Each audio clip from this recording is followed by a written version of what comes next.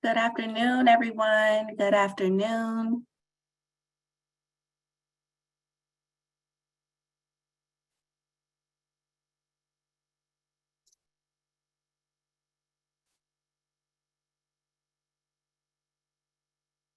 As you are coming in, please feel free to drop your name, your org affiliation, or where you are from in the chat. We love to see where everyone is tuning in from.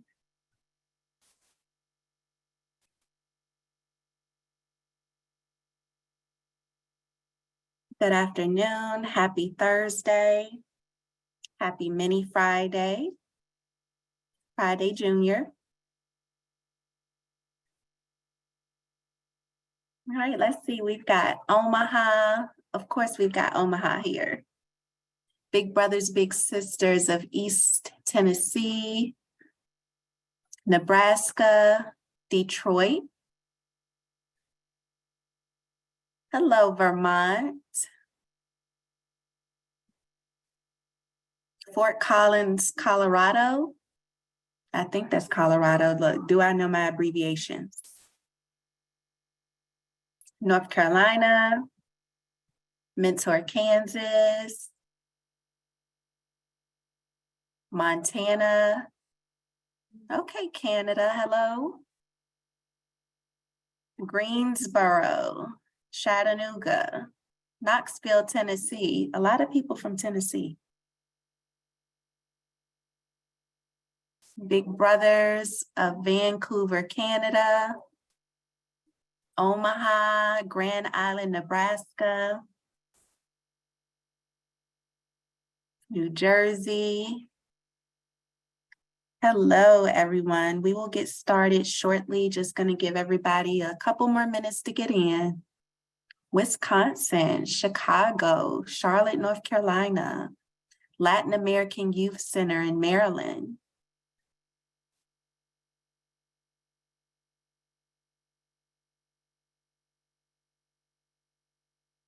Inspiring Minds, Rhode Island.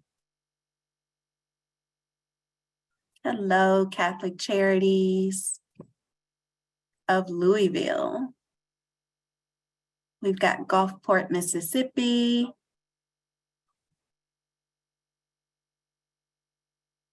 Big Brothers, Toronto.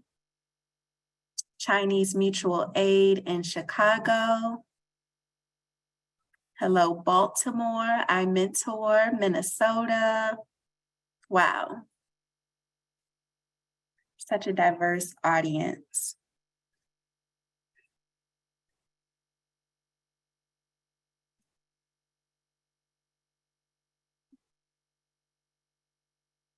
Hello, Iowa. Delia says, shout out to Gulfport, her hometown. All right.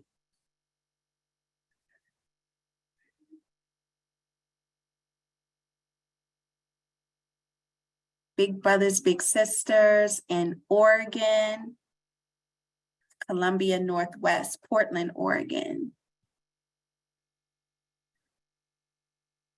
All right, Kingston, New York. All right, well, we are going to go ahead and get started. We are in for another great webinar this afternoon. So I'm just going to go over a few housekeeping things.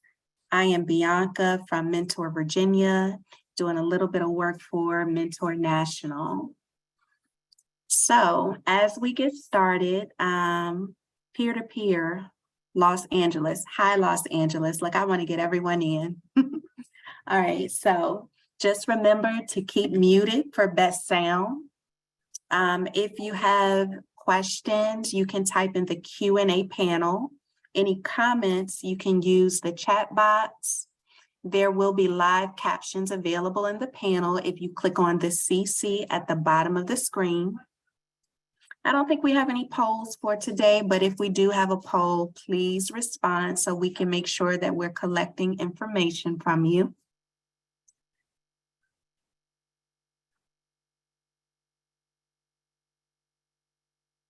All right, just want to give everyone a moment. Yeah, and that's pretty much it for our housekeeping. You can go ahead to the next slide. So, a couple of things you need to know. 1 week after this webinar, every attendee will receive an email that will have instructions on how to access a PDF version of the slides that are going to be presented today and the webinar recording. And then you can actually go to the Collaborative Mentoring Webinar Series webpage, where all of the slides and recordings and resources are going to be posted. So after we do this, we're also going to have Q&A. I will not be facilitating the Q&A at the end. We actually have our new training manager who is going to be taking on the Collaborative Mentoring Webinar Series. He's going to facilitate the Q&A, and his name is Jake Sullivan. So can everyone give like a virtual hello or a virtual shout out to Jake? Welcome, Jake. I've been working alongside Jake recently, and Jake has been awesome. So I'm so excited, and I will be returning to the facilitation role. So can we just give Jake like a warm virtual welcome?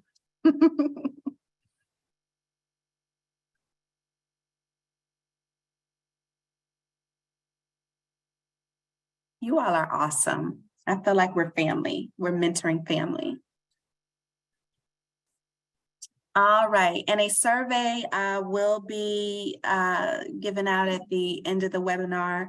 Please answer the questions to the survey just so that we can collect information and make sure that we are tailoring things to your needs. All right, go ahead.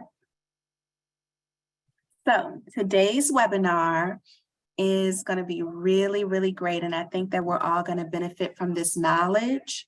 We're going to be gaining some foundational knowledge of terms such as refugee and asylum so that we're able to contextualize some of the unique experiences of newly arrived young people. We're going to learn about the migrant experience and refugee communities in Nebraska. And then finally, we'll be able to understand how we can create a supportive environment by applying positive and culturally appropriate mentoring practices. So I'm very excited to introduce our facilitator for today. Our facilitator is Layla Younes. So as a refugee from Iraq, Layla has focused her education and career goals toward promoting development both domestically and abroad. In Morocco, Layla worked to promote gender equity and economic empowerment of women. In Bahrain, she taught English to provide quality education. Domestically, Layla is a grants and project manager. Layla has over 7 years in project and grants management. Her previous roles include serving as Nebraska Refugee State Coordinator. Through this role, Layla liaises between the federal, state, and local partners to promote an inclusive systems for refugee integration. Internationally, Layla has promoted gender equity and economic empowerment. While in Morocco, she worked at the Association Al Amal Pour Development, a vocational women's training center that enabled women's economic mobility. And while in Bahrain, she served as an English second language teaching assistant to about 100 students at the Arabian Gulf University. Layla has 2 BAs, one in journalism and mass communications, and then one in English Lit from the University of Nebraska-Lincoln. Currently, Layla is working in international development. Her portfolio is split between business development and project management in the Middle East and North Africa. Wow, this is just so amazing. Her languages include Kurdish and Intermediate Arabic. As a consultant, Layla is most excited to support youth in Nebraska. Layla has had mentors who've guided her towards her personal and professional goals. And being a consultant for Mentor Nebraska is one way to pay it forward. So if we could all just welcome Layla, I am going to hand it over to you. Thank you for your work, and we are excited to learn from you. Thank you so much, Bianca, for that introduction. Hi, everybody. My name is Layla Yunus. I'm going to be your facilitator today, and I wanted to start off by sharing what the distinction is between refugee and asylee and just going over these definitions of what these terms are. So a refugee is a person fleeing his or her country because of war, violence, persecution, or well-founded fear of persecution on the account of race, religion, nationality, political opinion, or membership of a particular group. So what's important to know about a refugee is someone is not a refugee until they cross the border into a different country. So if you're a refugee, or if you're a person who's leaving your home for safety, but you're still in your country and you went to a different city, you would be considered somebody who is internally displaced within your home country. The moment that you cross the border into another country is the moment that you become a refugee. So just a little bit about the refugee resettlement process. Once someone is in a refugee camp, a refugee will apply within the United Nations systems and UNHCR to become what is officially considered a refugee.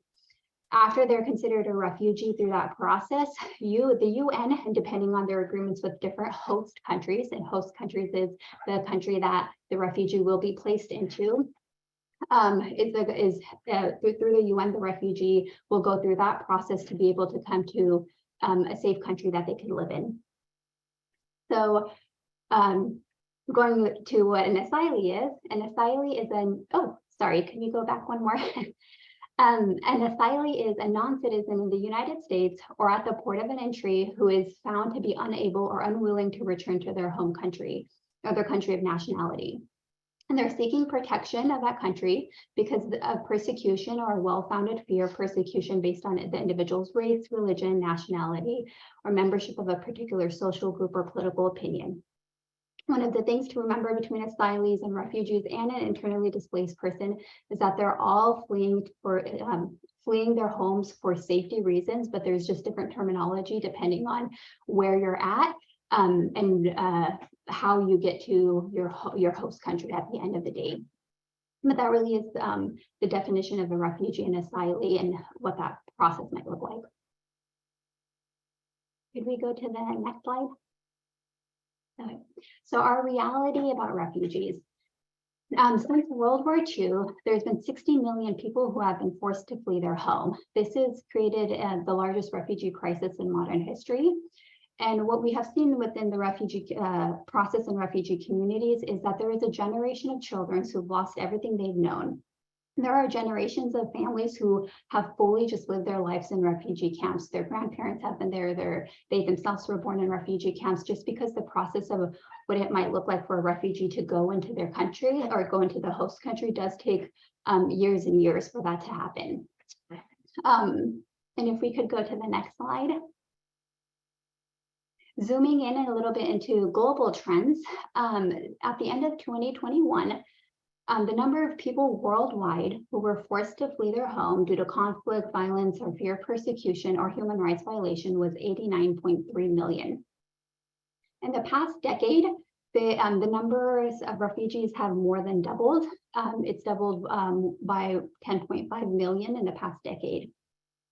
And just in terms of context for these very large numbers that we're talking about, there's less than 1% of all the world's refugees who get accepted into the refugee resettlement process. So for every refugee that you're seeing, there's thousands and thousands of people who the UN was not able to place into a country.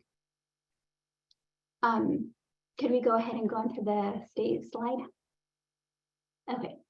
Narrowing down just a little bit into the statewide perspective and taking a step back away from those global numbers. We'll look just specifically for Nebraska right now. In 2016, Nebraska had the highest per capita ratio of refugees resettled in our state. From January 2010 to January 2019, the state resettled about more than 8,000 refugees. This past year, we've seen a huge influx of Afghan refugees. We've seen about 1,000 refugees arrive in Omaha and Lincoln, and this is mainly due to some of the US foreign policies and the exiting out of the US military of Afghanistan. Now, at the end of the slide, we do have some links to some data on ROPSNET that if you do want to look at your state to see what those numbers might look like in your home state, that you could look at that afterwards after the presentation.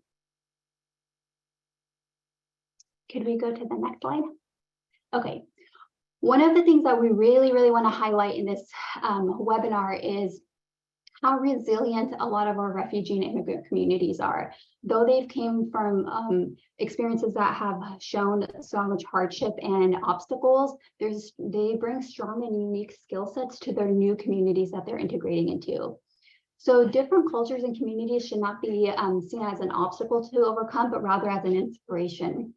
A lot of incoming communities stimulate the economy, raise productivity, they improve local workers' wages, and boost innovation, and often generate international trade because of their connections to their various home countries.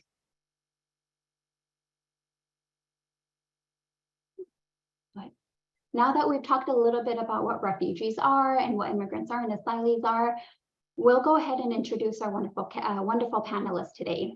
Our first panelist is Taiman Gurung. Taiman was born and raised in a refugee camp in Nepal. Taiman Gurung is a nationally known youth motivational speaker and leadership facilitator. With lived experiences of being a refugee, he knows the challenges of being the new kid in a foreign country. His biggest fear was communication. Now his biggest passion is communication. He encourages students to turn their biggest fears into their biggest passion. As a first-generation college student with a bachelor's of science in communication, he is an example of the American dream. He helps students learn that every challenge is just a hidden opportunity waiting to be discovered. He encourages students to take responsibility for their own success and sees all immigrants and refugees as valued and contributing members of our society. Taiman is an expert in youth leadership and development with over 6 years of experience inspiring students from all walks of life. He co-founded Engaged Leaders Incorporated, a nonprofit organization that supports the minority, immigrant, and refugee students in Omaha and surrounding areas by providing out-of-school leadership, career skills building, and STEM programming through community-based initiatives. Can we go on to our next panelist?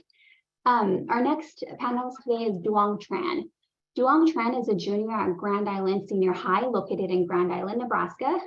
Duong was part of the very first group to participate in Mentor Nebraska's Grand Island Strive program.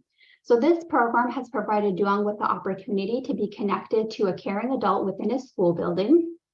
And this caring adult serves as his mentor, participates in meaningful civic and social engagement activities, and gives Duong access to educational and vocational advancement opportunities.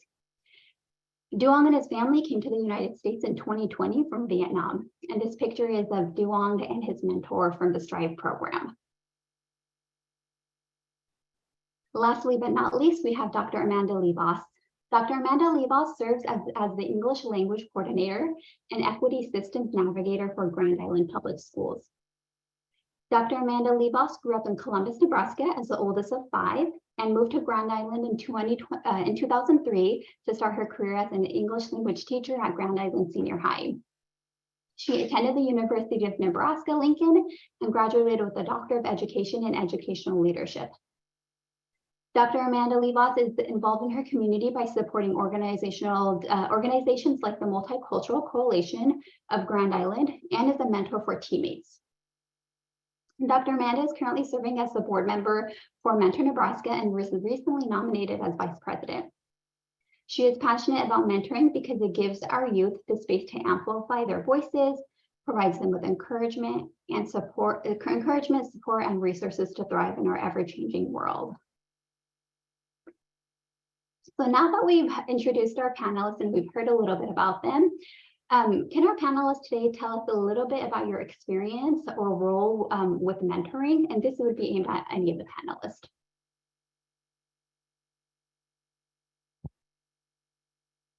All right, I will go first. Hello, everyone. Thank you, Layla, for that wonderful introduction. I've had, like, throughout my whole life, mentoring has been the biggest aspect of my life.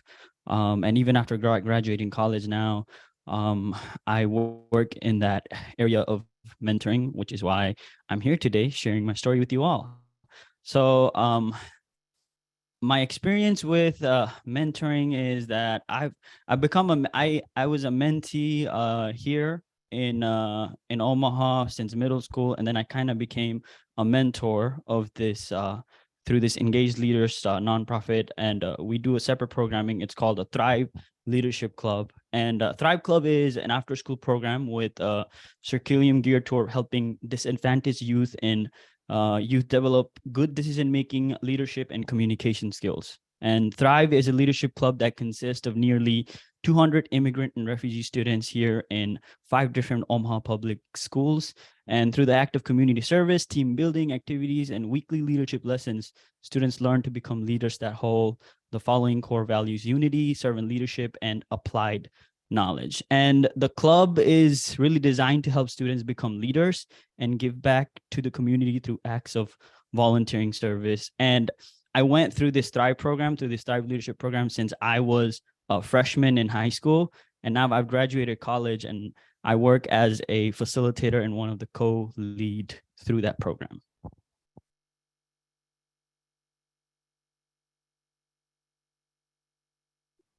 Thank you, Timon. Dr. Amanda Lee Barcer-Duong, would you like to share what your experiences are with mentoring programs? Hi everyone. Mentoring program helped me a lot with like school, and they asked me how my day was, and with my grade, something like that. And they asked me like if I want to go to summer school for like learn more about English and something that I'm still missing and stuff like that. Yep. Mentoring program helped me a lot with everything. Thank you. I entered the mentoring program specifically as a mentor after teaching for 7 years at Grand Island Senior High, and I moved into this administrator role, and I just wanted to continue connection with students and saw the positive outcomes mentoring could have. And so I have been a teammates mentor for the last 13 years, and I'm currently mentoring a sophomore at Grand Island Senior High.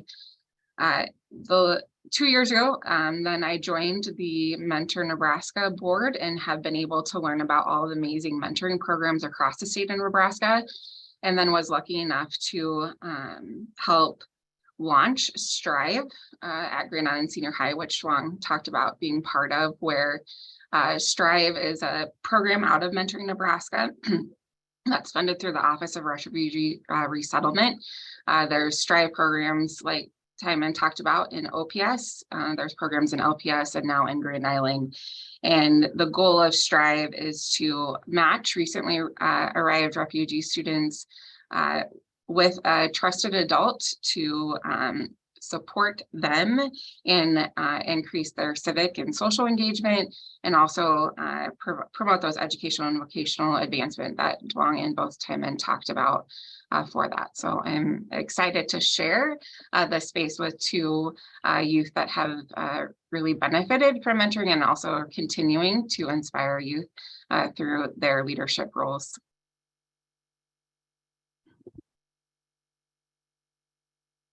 Thank you so much for sharing those answers.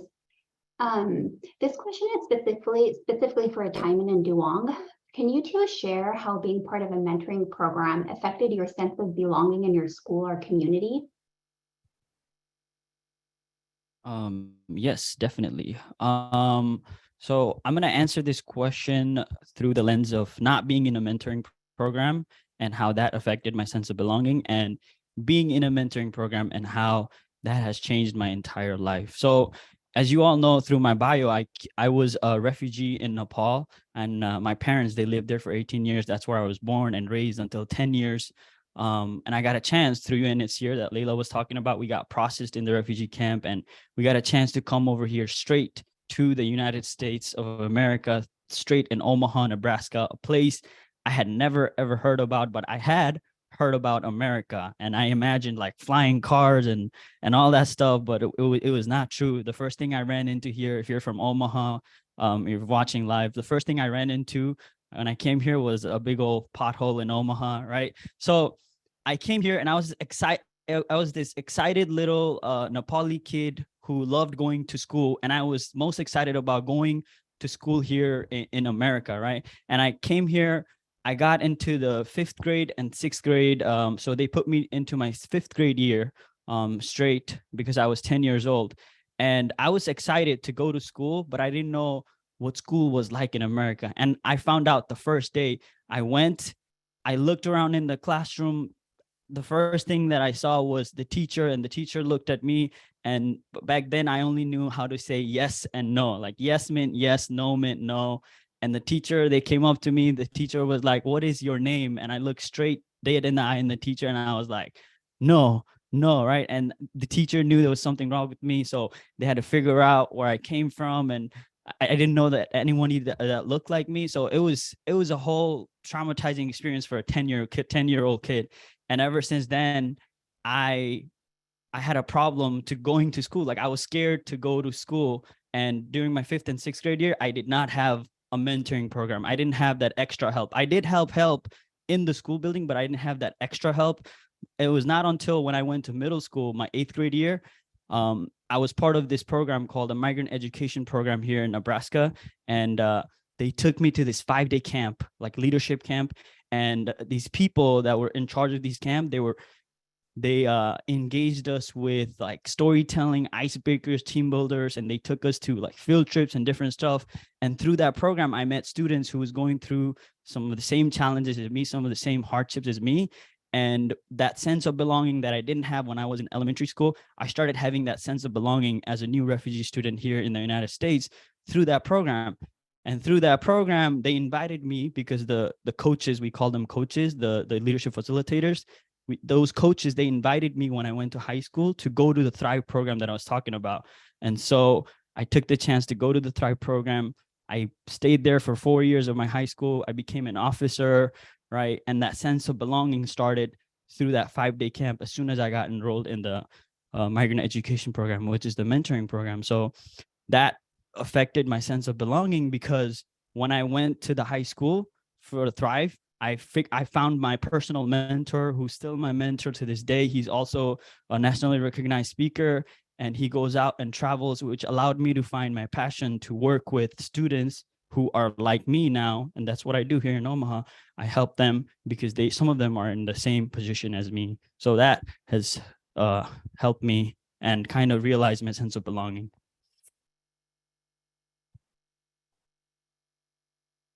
Thank you, Timon, for sharing those experiences of what it was like before and after you joined that mentoring program. We're very, that was very heartwarming to hear how it did change your experience of being, feeling belonging to a sense of community after being in that mentoring program. Duong, would you like to share what your experiences are being part of a mentoring program and how that affected your sense of belonging in your school or community? Yes. Being a part of like mentoring program, like my mentor Strive, he helped me a lot. Like he helped me to know like ASP, after school program, go to the media center, like library, and I get help from all the teacher, like in science, math, and English. All those teachers are really friendly with me. He tell me that to go there and get help from your homework. Like my homework, I doesn't know it. When I was come to the United States, I don't know any English. Like I just know how to say yes and no, like Timon did. And I was terrified. I don't know how to say anything in English. Like I was a beginner, so I learned a lot of stuff like, from watching movies and communicate with people, stuff like that. Yeah. And I was terrified at first, but I get in bit better, like make friend with a lot of people, and they help me how to say hello and how are you and stuff like that. And I was kind of having some emotion, you know what I mean? Like happy. That's that. Thank you. Thank you so much, Duong, for sharing. Going on to the next question, and this is aimed at for all of our panelists. What would you like someone to know before starting a mentoring program that supports newly arrived people? And then more specifically, what specific actions can a program staff take so that they are not reproducing victimization and harm? I can start with this one. I think if you're going into starting a mentoring program, especially for newly arrived immigrant and refugee students, to have a very clear purpose and outcome of your programming. And even before you start recruiting mentors and mentees, especially mentors, you want to, intentionally, they need to know specifically and understand what their commitment and expectations are as a mentor and within their role of the program. And you want mentors to make a long-term commitment and consistently show up for our youth. As both Timon and Duong talked about, there's a lot of emotions when they first enroll in school and a lot of unknowns. And so just being there every day to listen and show up for students is really important.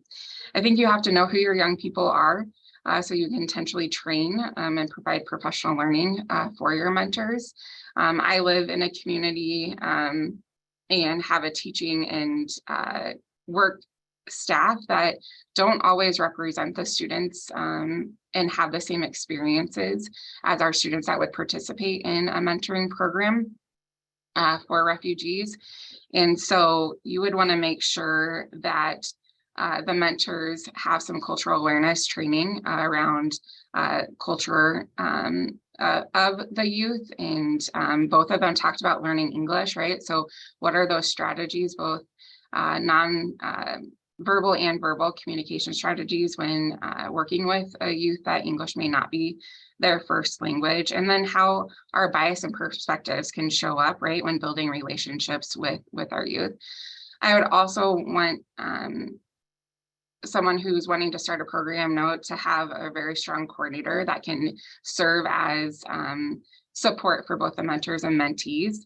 And just know that relationships are going to take time to build, and you're there to really help students to navigate, a new school system, a new community, new cultures, and that you're not there to tell them the answer to all the problems, but really to lean in, listen, ask the questions.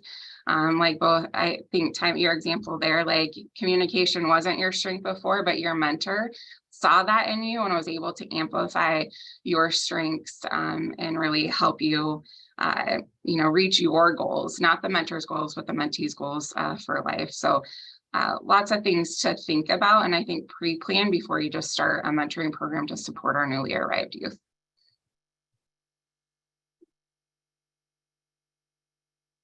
I can go next here. I'm actually in the process right now through Engaged Leaders. As Layla said earlier, there's I think correct me if I'm wrong. There's 1,000 newly arrived Afghan young people here in the state of Nebraska, which is true for Omaha here especially. And I work with 5 different local high schools here, and we're starting this newly mentoring, peer-to-peer mentoring program for these Afghan students in 2 different high schools. We're serving 55 students. It's through Mentor Nebraska, actually.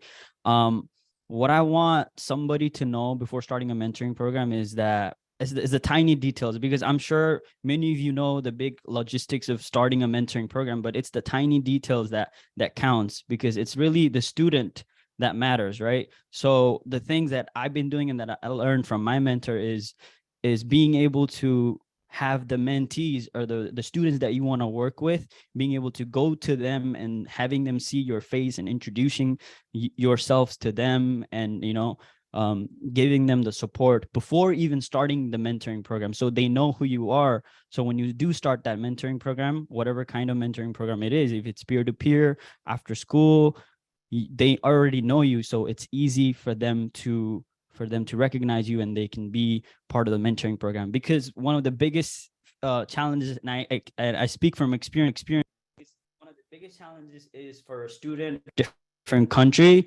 is to take that extra step. If they don't know like who they're taking that extra step with, or if that it's a new program, even if it is beneficial to them, they just don't know. So you got to be there face to face with them, and kind of help them along the way. And then a specific action that a program staff can take so they're not reproducing victimization and harm is something that we've done, is because we're starting a peer-to-peer mentor group, and none of our students, the mentors that we have gotten, they don't know the Afghan culture, right? So just last week we went to the local Afghan community center here. We met with their local community leader, and then we studied by ourselves the culture of the Afghan students, right? Because there's a lot of cultural differences from different countries that the students come from, right? And even within that culture, there's like a subculture that has a different traditions, right? That they follow, that you can't do, right? So it really is, you have to know the do's and the don'ts of that culture, and you gotta learn that, and then you got to teach that to your mentor. So I believe those are some of the specific action steps that you can take. And also you got to have a good relationship with the school building that you're working with, right? Or the school district, like the coordinator, like the ESL teachers. They got to know who you are and what you're trying to do, right? So because they have access to the students, so you got to have a good relationship with the school administrators. I believe that's it for me.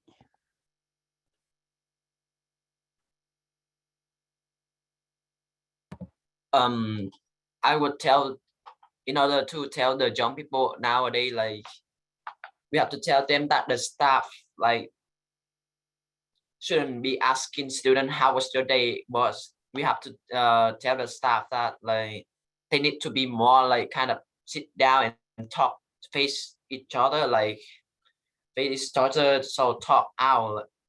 But like the staff nowadays, they just ask how was your day and that's it, no more. So that is a bad thing from staff, and I kind of noticed one thing from them.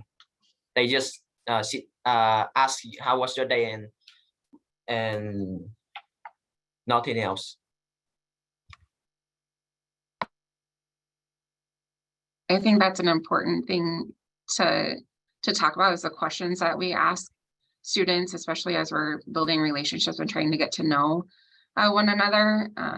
That being sensitive about the questions that you're asking, because if you're not willing to share that information about yourself and your identity and your culture, it's probably not a good question to ask someone else. And just knowing that there's a right time and place and space to be able to get into those deeper questions. But I agree, like it's like Duan said, we have to build those relationships. You have to take the time to sit down and have those conversations, even if it's 5 minutes. That time is really important to our youth.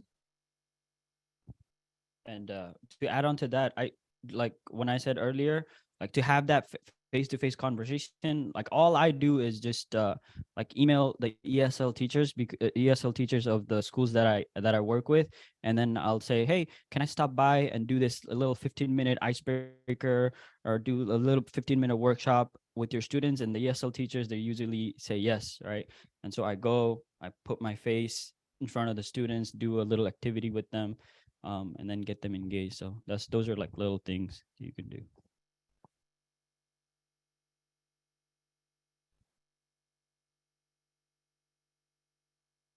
Thank you so much for all our panelists for answering that question. If we could go on to the next slide, we're going to switch gears a little bit just towards family engagement. We'd like to hear from all our panelists today, why is family engagement crucial when mentoring in these communities?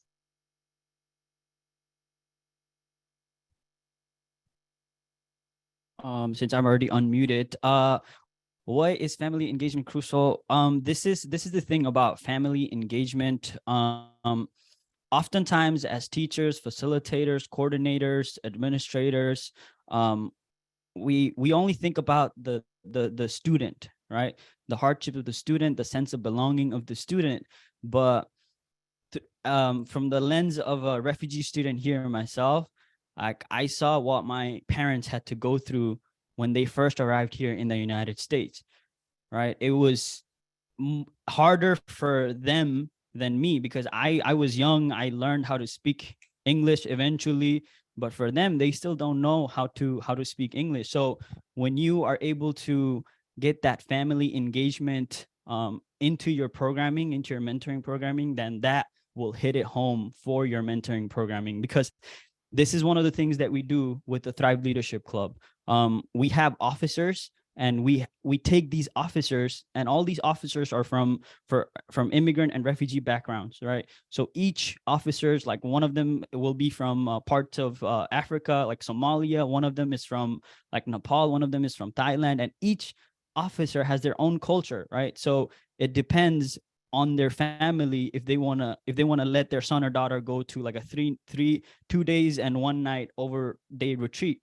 So we've had problems with that in the past. And so what we started to do was we started to engage the family. We started to, instead of just sending letters out, we started to invite them to our programming, right? We started inviting them, like we hold this family engagement night where we give the officers certificates, we provide cultural food for them, and then we do what some of the stuff that we do with the students, with the family, and they know that it's a positive thing that they should be, that their son or daughter should be part of.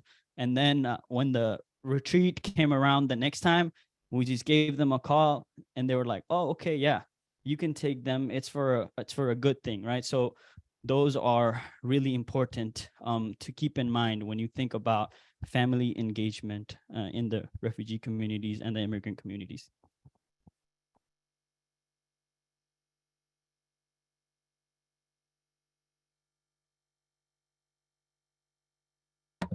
Family engagement crucial is really important. Like my dad, he doesn't know English, so I have to go to CCC to help him like learn more English so that he could help my mom translating when they needed to.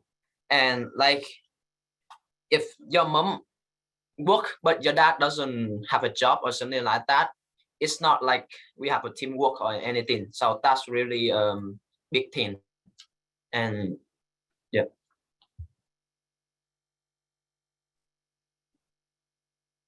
It's important to remember that family is a major component of our students' identity, and that family also is a major component of the decision-making process for their futures. And so oftentimes when mentoring immigrant and refugee youth, that's a part of the conversation when talking about their future goals and dreams that they're trying to work towards and to accomplish. I had a teammate tell me once that the best part of having a mentor was knowing that there was a trusted adult that they could go to ask questions. And oftentimes those questions were questions that their parents had, whether it was, how do we navigate parent-teacher conferences, or, you know, we got this letter and need support with this. And so, and it may be things not related to school. And so as a mentor, you're able to connect that family to nonprofits within the community, whether it's resources for legal services regarding immigration, or basic needs for food, or things like that. And so you're going to be supporting the child and their family through the mentoring. And I also think we need to remember that family engagement is going to look and sound different for every family that you work with. And so oftentimes as a mentor, you can be that friendly face when they're trying to navigate new spaces and new experiences.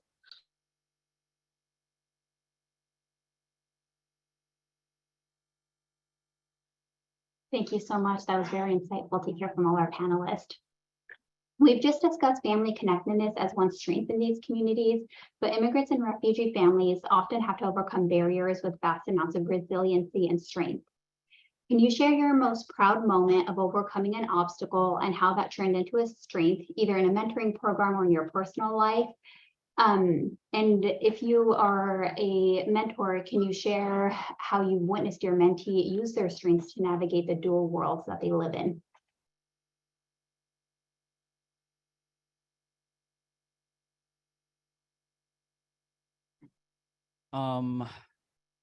I gotta say, for me, hands down, the most proudest moment of my life has been just this past year, this last summer.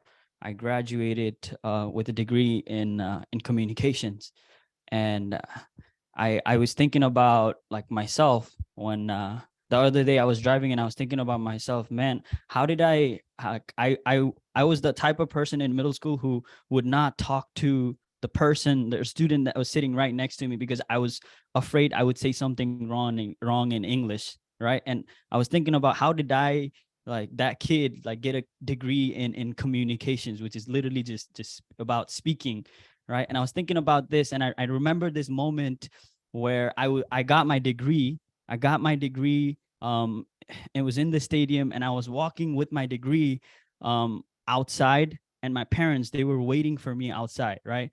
And when I was holding that degree, and as I was walking towards my parents, I had this wholesome moment of everything that happened that led me to my moment there. And I saw this bright smile on my mom's and my dad's face, right? As I was walking down with that college degree from American University. And through that smile, I could see my parents, right? I could see the hardship that my parents went through, the struggles that they had to overcome. Like, they had to live in the refugee camp for 18 years, right? Everything that was given, everything that was that they needed was given to them, and all they had was one dream, which was for them to come to America and have their son graduate from American University. And I knew at that moment that all my obstacles, that everything that I went to, all the pain and struggles, it became a strength in that moment, and it became an opportunity for me. And it was just that wholesome moment that I was going through. And then as soon as I got to my parent, I was like, I just threw the degree at her. Here you go, mom. Don't ever tell me to go to school ever again. I was like that. And then the other part of this question is, I've been in this space for like over 6 years now, and I've had a lot of mentees, right? So the first time I started working with students was when I was like a high school senior myself. I was a mentor. I was like an intern coach for the Thrive Leadership Club. And those students that I worked with when I was in high school in my senior year, like when I first started, those students were in 8th grade, and now they've graduated high school with full ride scholarships, just like me, and they're college sophomores. And I see them, they email me right now, and they're like, Coach Timon, thank you so much for helping us, teaching us through your story. And that is just a wholesome moment for me. And that is what I've witnessed in my mentees.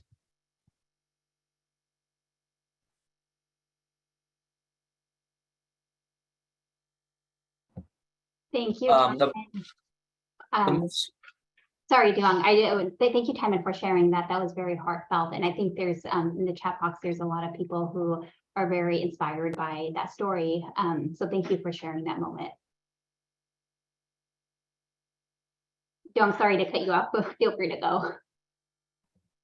the most proud moment that thing I have ever know that is like when I come to the United States, and I got here, and my mom and dad went to kind of like in they hiring people, and then I can't and kind of they want to get a job, so and they work until 1 a.m. in the morning. And I know that they are working really hard for me, and we rent a house, so I have to work really hard. Like, I have to study really hard for them because I don't want to make them upset or anything like that. And I have to work my way up till now to like learn more English and help them out because they doesn't know any English at all.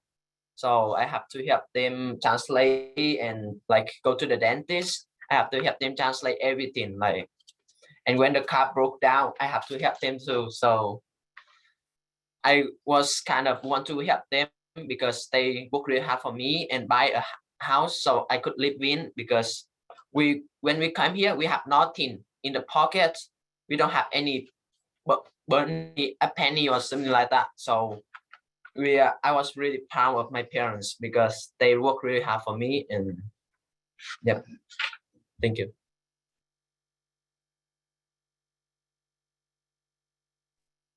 I'm not sure I can top either of those answers.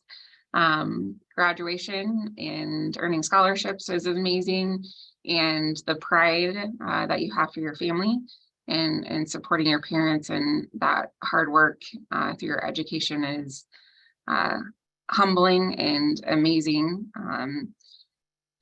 I think through my experiences mentoring, it's also the day-to-day, the engagement and the relationships that you build with your mentors, and being intentional and reflective on how you really can amplify your mentee's strengths. With, I think both of them have shared examples of that today, where we celebrate their identities and embrace of the goals that they're working towards. I think seeing the confidence of our mentees grow in their ability to interact and with their teachers, with their peers, with their community is an inspiring win to witness from the mentoring experiences.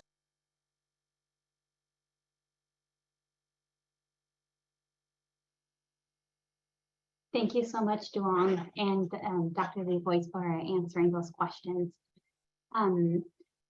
I have, just from listening to the conversation, it's been quite inspiring just to me, and I'm sure it has for all our audiences. That being said, I'll hand this over to Jake, who will be facilitating the Q&A session of our webinar. Awesome. Thank you so much, Layla. Hi, everybody. I'm super happy to be here. This is my first webinar actually talking. I've been watching the webinars and have been a fan for a while, so it feels very cool to be on this side of things. But if we can go on to the next slide, we'll get into some information on how to ask questions to our panelists. So if you want to ask a question to our panelists, you'll just go down to the bottom toolbar and click that Q&A button, and then we can read those off for our panelists. So I'll give you all a few seconds to think about some questions. But in the meantime, again, just a huge thank you to our presenters, and thank you for all of your openness and for allowing us a bit of insight into your personal and professional experiences. There's very clearly a lot of love in the chat, and I think an overall sense of respect and gratitude amongst us all. So just very grateful for your thoughts and insights and experiences. So I'll give you all a few more seconds to ask some questions.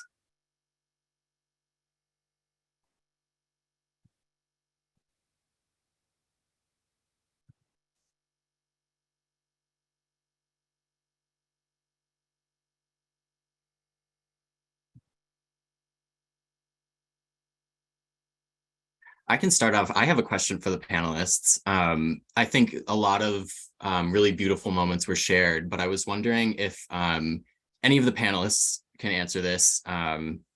If you could share a memory of a moment or a moment of happiness or joy that you shared with your mentor or mentee. I think we talked a lot about how they helped through challenges, and then towards the end, some proud accomplishments, but even just down to like a fun thing you did together, or a moment that, like a small moment that made you smile. Could you all share just a little moment of happiness?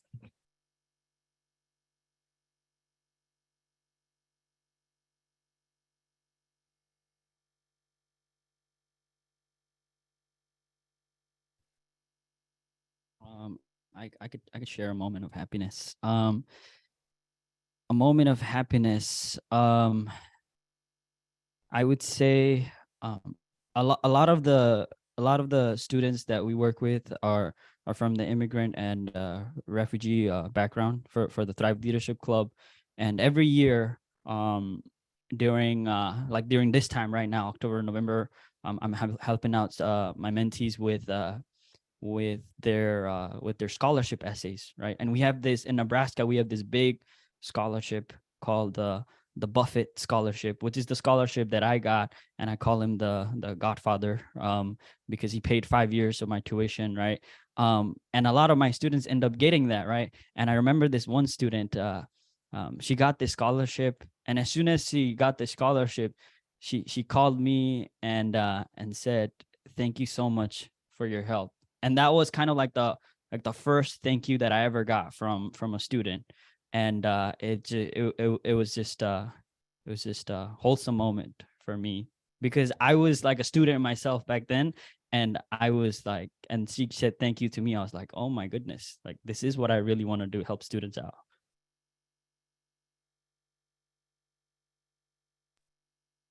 For me, I think it's the day-to-day, like the weekly meetings, and we just the instant that we see each other, and get to have that weekly conversation.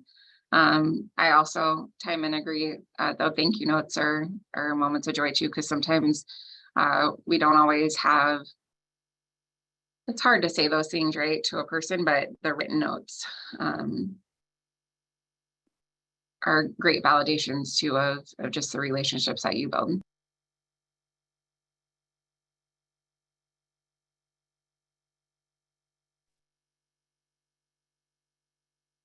Awesome, thank you. We actually have a sudden influx of a lot of questions. So I think I'll start with something, I guess, more so on the programmatic side of things. We have a couple questions related to, I think, for Timon and Duong. How were you invited into the mentoring program that you are in? So for me, I'm always like thankful that my family resettled here in Nebraska, because if I was not in Nebraska, and not saying, I know many of you from other states, I'm not saying like your states are bad and Nebraska is good, but I'm thankful because I came to Nebraska because I got enrolled in that migrant education program, and that was like the step for me. And how I got enrolled was it's a state program. And I was just like sitting down in my middle school classroom, and I just got a pass. It said, go to the auditorium. And I thought I was in trouble. And I walked down, and I seen this leadership experts there that engaged with us right as soon as we went to the auditorium, and they invited us to this camp. And I didn't even know I was part of the migrant education program. I just thought it was like a program that they invited me to. So I think to be enrolled in that, students have to be here in the United States within 3 years, and their parents has to work in like a meatpacking a factory or a plant or somewhere, and they get enrolled in that program. So it's just a state provided program that students get enrolled into. I get to see Mrs. Maria like Cheho, like she is in part of the migrant education program, and she invited me if she is asking me if I want to be a part of the migrant education program, and I said yes. So that's how we get to know like about this migrant education program. And yeah. Great, thank you both so much for answering that. It sounds like we also have a couple questions that are also focused around recruitment, but from the other side, the program side. So maybe Dr. Levis, if you could talk about any strategies or things that you can think of that would help folks on building pools of mentors and mentees who are in these communities, and speak a little bit to how you've kind of connected with communities and done that sort of recruitment. Yeah, absolutely. We started small, right? Because there's a lot of unknown, especially since with Strive, it was a brand new program. We have teammates and that students participate in, and also Big Brothers Big Sisters. And so with Strive, it was really starting small, connecting with our English learner teachers, our world language teachers, and talking to them about it. And then kind of the word spread too after it gets started, and they can share their experience about being a mentor in the program, and kind of what it entails through that. So again, we are school-based, so it's for Strive, so it's really school staff, and we didn't just focus on teachers. We also looked at any secretaries. We have some paras that participate in it, staff that work in, food nutrition. So just where they don't always have opportunities to be mentors, because oftentimes it's teachers that are being asked to do that too. So really thinking outside and looking at your entire school community to mentor and be part of the program. Great, thank you. And I think this question sort of ties into this, and I think anybody who'd like to answer can answer. But this person is wondering, what do you think about mentors who are not immigrants, refugees, or newcomers being paired with newly arrived children and youth? They said that their agency struggles with finding mentors with lived experience, but that they want to offer mentoring opportunities. And so they also kind of were not sure if maybe they weren't recruiting mentors effectively. So what do you think about, again, to anybody, pairing mentors and mentees who have that different experience?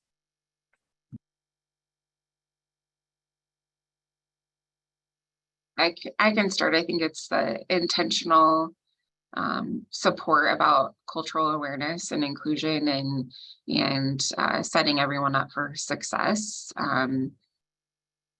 When they're to understand, I think, Tim, and you talked a little bit about too, right? Pairing when you have a new refugee or immigrant group come to your community, you may not have well-established communities already within your community to be able to provide that, provide mentoring. And so really working with those mentors to understand maybe cultural differences, but also the similarities that bring us together as well, and to remember what the role and the goal of your mentoring program is, right? It's to help connect our youth to the resources that they need to achieve their goals and to navigate new spaces. It's not to place our culture, our what we think is normal on students.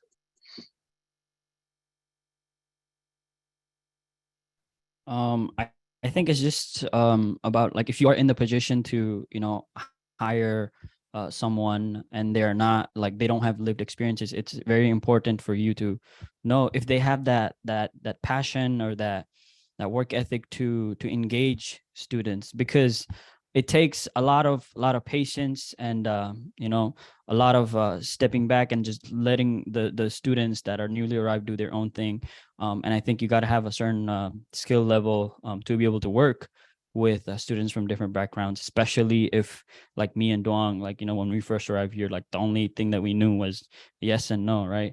And if you have somebody that is very impatient or something like that, that just doesn't work. I say this because the Thrive Leadership Club that I keep talking about, it was founded by this tall American white dude. I could call him that because I've known him for the longest. He's been my mentor. His name is Eric Goodell, and he just has a way of, like, asking you questions and getting to know you, and he, like, just loves working with students from other cultures, and, like, I saw that in him, and that's what I kind of got. Right? I think you got to have that sense of passion to work with refugees, asylees, and immigrants.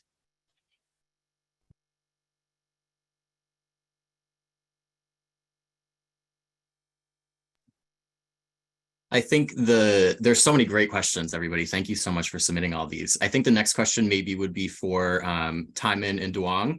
And Taimin, I think you've already spoken to this a little bit, but in terms of your feelings and starting in American schools. But for either of you, was there any hesitation when joining the mentoring programs? And if so, what were those hesitations or anxieties, and how did you overcome them?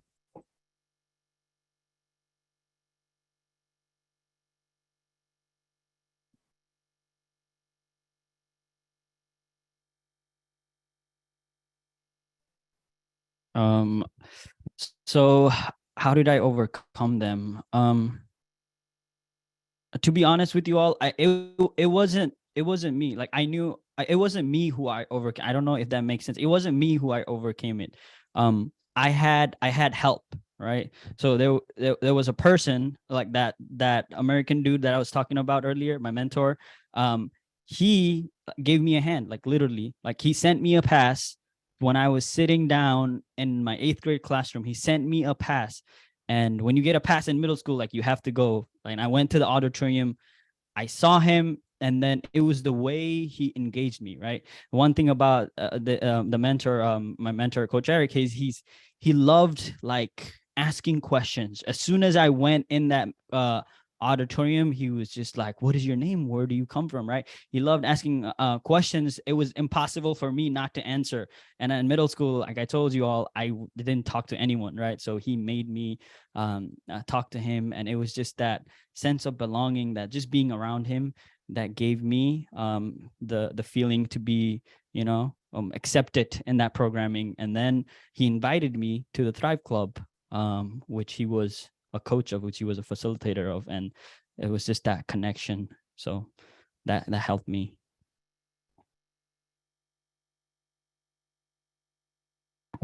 Like Timon said, like it's all about like language issue. Like we don't know a lot of English, so we have to be able to communicate and get to know a lot of people so that we could get better in English, and everything would be get better if you like it's all about like language issue. Yeah. Thank you both so much for answering that. I think in a similar vein, and again, anybody can feel free to answer this. What can a mentor do, or what has a mentor done that's helped you to be proud of your culture and cultural background and where you're coming from? Again, I think Timon, you spoke a lot to this in terms of all of those little things that are a part of program design. But could any of you speak to maybe what a mentor has done or what a program has done to help you feel proud of where you come from?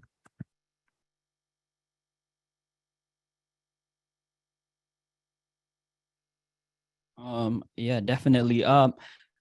When I was a junior in high school, through this Thrive Leadership Programming, we have officers, like I told you all, and we have the officers conduct a community service project, which is student led. They lead the whole project. They email outside community leaders, and they come up with a project idea to how to serve the community, right? So when I was in high school, the coaches helped us create this big community service project called the Thrive World Cultural Event. And if you search that on YouTube, you have that. The Thrive World Cultural Event, it was an event where we recreated our homeland from our countries in a high school gymnasium, right? And then we invited like 2,000 community members to come be a part of it, and everything was student led. We made this houses that we lived in back in our countries. So student from Latin America had their own house, student from Nepal had their own house, student from parts of Africa had their own house. And when the people came in, the community people came in, they would have to go through these houses. And inside the houses, we were there with the booth, or we were there with the food. We gave them a little taste of our country, and then they went on to another country. And that not only helped the students, but that helped the whole community realize, oh, here in Omaha, there's a big population of this culture, of this certain culture. And it was great getting a little bit of taste of that culture. And it gave us that sense of belonging again to the students, that, oh, like now our community knows a little bit more about us. This isn't specifically related to Strive, but a few years ago we did a project, and I saw a question came up about just awareness about newcomer program, and again, many of our refugee students who come are emerging English learners and are probably part of newcomer programs. And so we put together a project where we paired community members with a student, and it was a sharing our story project. And so they built a relationship with each other, and then they picked a topic. So whether it was birthdays or a specific holiday, that they were able to both then share, kind of like Timon said, where the student was able to share about their culture, but in this case, the adult or the mentor was also sharing about their culture, and they either created a poster board or a PowerPoint presentation, and we did kind of a sharing that evening for really for both to build that connection and to again it's two-sided. It's not just the youth sharing about their culture and their background, it's also the mentors taking that stuff to share about themselves as well.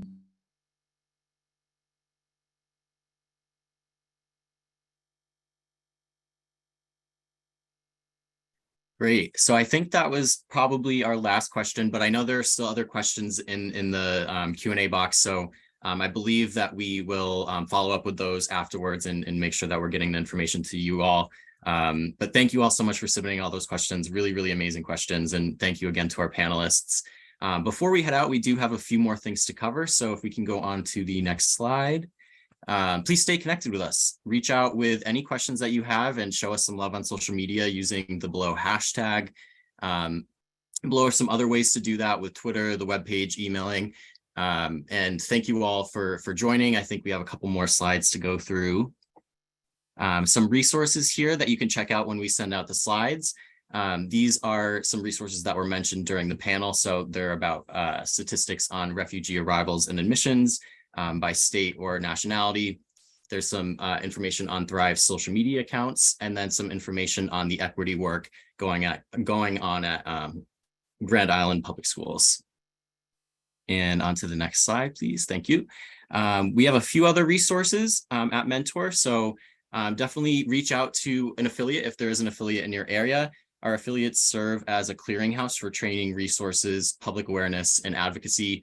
So we really encourage you to check out if you have one in your region, and if so, to connect with them. You can recruit mentors by accessing the Mentoring Connector, and the National Mentoring Resource Center is a space to access a lot of different evidence-based mentoring resources. And over there, you can also apply for no-cost training and technical assistance. And the next slide. Again, as Bianca mentioned at the start of the webinar, please help us out by answering the survey at the end of this webinar. That information is super helpful for us to help shape future webinars and learn how we can improve and do better. And so again, you'll receive an email in 1 week with the slides, the recording, and the resources so that you can check those all out when you're able to. And again, don't forget to join us next month. Next month's webinar will be a huge celebration of National Mentoring Month. And so we'll be talking about celebrating your efforts in January and beyond. And there will be space for audience members to share out. We have some really great panelists on the deck talking about how they've been celebrating and promoting National Mentoring Month. And that'll be happening on Thursday, January 19th from 1 p.m. to 2:15 p.m. Eastern Time. And that is it. So thank you all so much for joining us today. I hope you have a great day and take care.